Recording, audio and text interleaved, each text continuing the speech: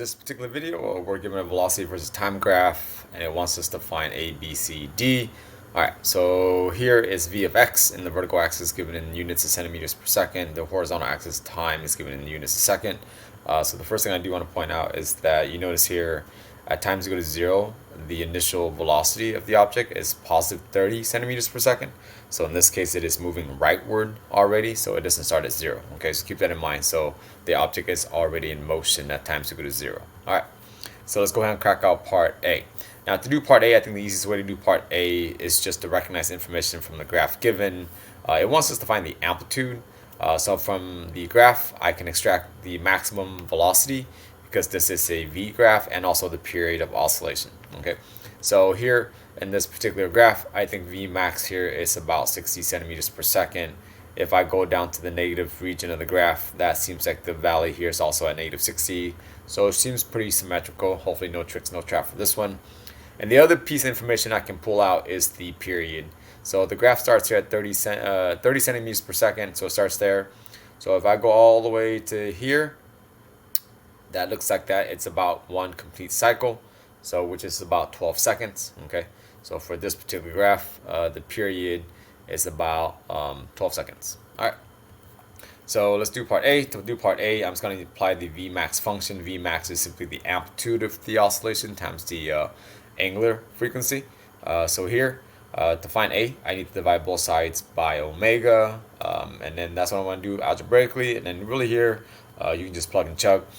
Well, we know Vmax from the graph is 60 centimeters per second, and then we know omega by definition is 2 pi over capital T for a period of oscillation.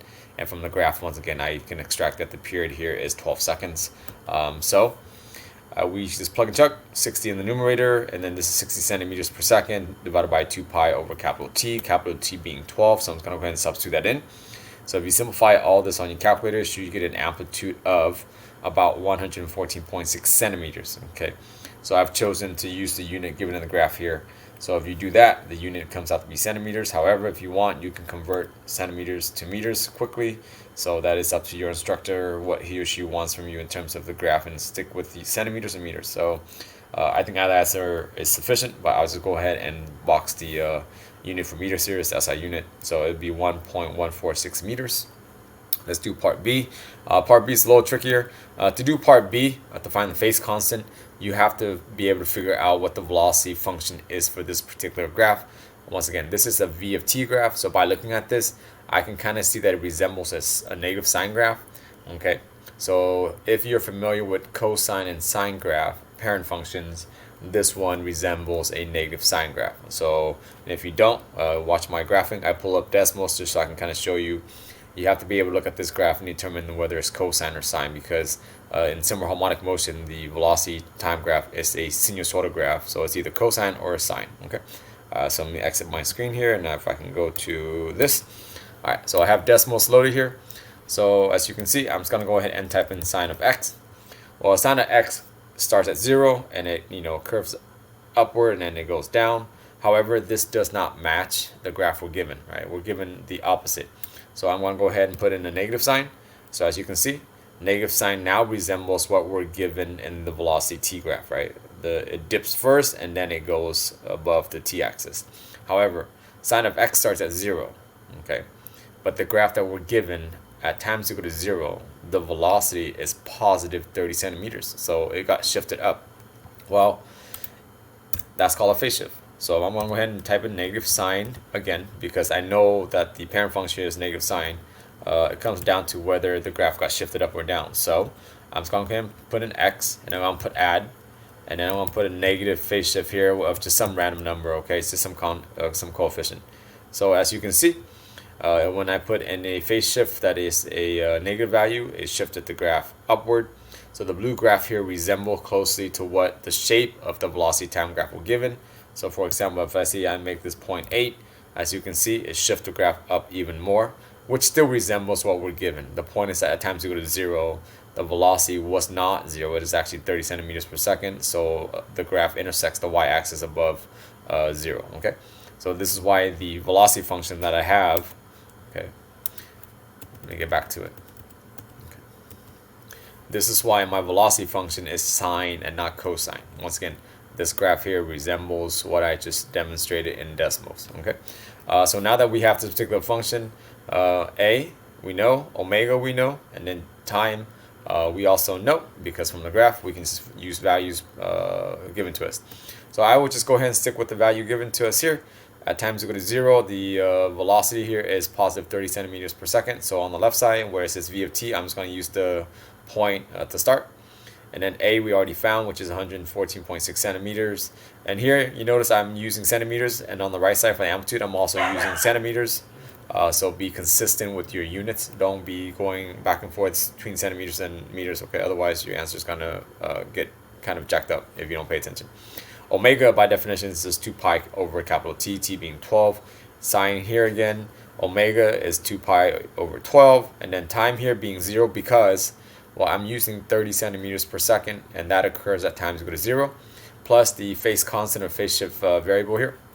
And then other than that, I'm just going to simplify.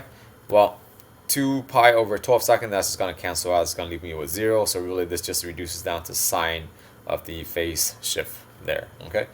If I can clean this up a little bit, if you plug in all your coefficients here on the left side, was it 114.6 times 2 pi over 12, you get about negative 60.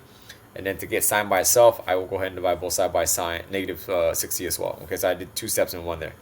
So if you take your calculator and you punch in negative 114.6 times 2 pi divided by 12, you get negative 60. But to get sine by itself, I need to move that negative 60 to the left side, which requires me to divide because the operation here is to multiply. Alright, so as you can see, 30 over 60 will simplify it on the 1/2, but there's a negative sign, so really it's negative 1/2. So to solve for the phase constant, I would just inverse sine of both sides. The inverse sine of negative 1/2, it comes out to be about negative 0.524 rads.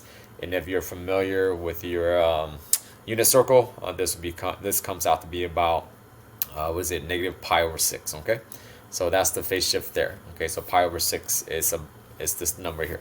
All right, other than that, that is the answer for part B. So the phase shift here is going to be negative 0.524 rad or radian. Let's do part C. Okay, part C, it's a little tricky because it does require to use a bit of calculus, assuming that you don't know your x to t function for oscillations yet. So when you're given a v of t function, the proper way to do it is to integrate the velocity function to give you your x to t function. But here, your velocity function is negative a omega sine omega t plus the phase constant. So for this particular case, you do have to use u sub. So if you're familiar with u sub, great. If not, try to keep up here. Here, I have a function as a function of omega t plus phase constant here. I'm just going to call that u. Okay. Well, once I call that u, I can make the statement, well, u is just equal to omega t plus the phase constant. Well, now doing that allows me to set du over dt.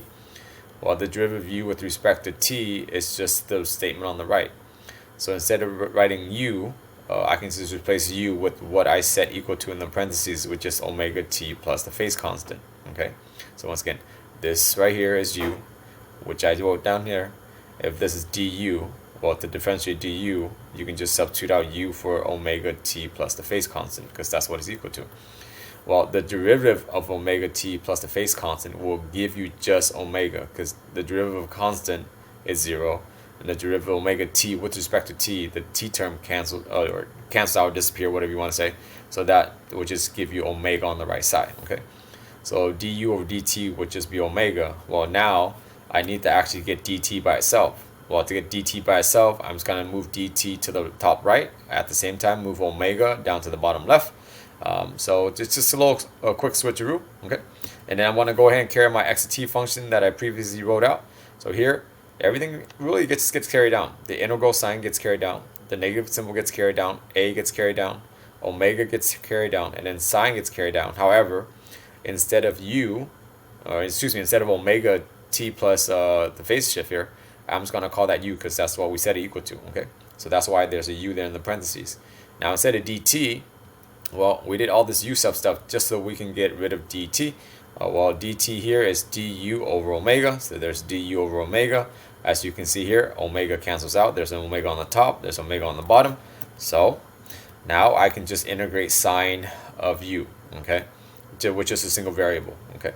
So the integral of negative sine is simply cosine. So if you're familiar with derivative, the derivative of cosine is negative sine. Well, the opposite then, when you go backward, negative sine, integrating negative sine would just give you cosine, okay. So this is why this particular function comes out to be a cosine of u. Once again, integrating negative sine gives you cosine.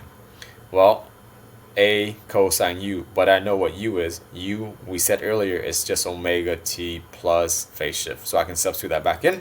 Okay. Other than that, as you can see, if you're familiar with oscillations right now, it gives you back your generic equation if a mass block system is stretched to the right to start. So here we have the amplitude times cosine omega t plus the phase shift. Alright, so now that we know x of t, we can really just plug in values. A, we know already.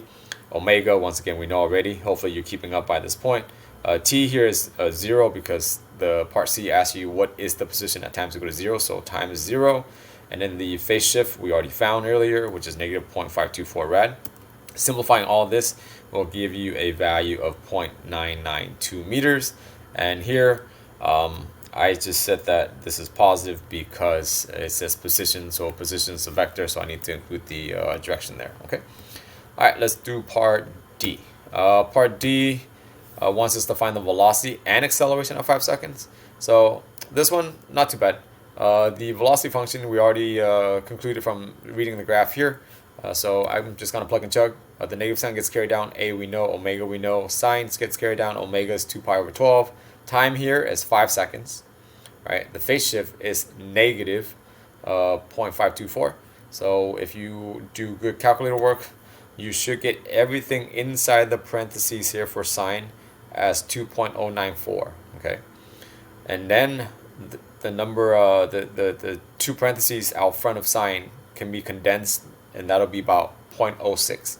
So if you take a calculator and you put in 1.146 times 2 pi divided by 12, it will give you 0.6. I just carry the negative sign down there.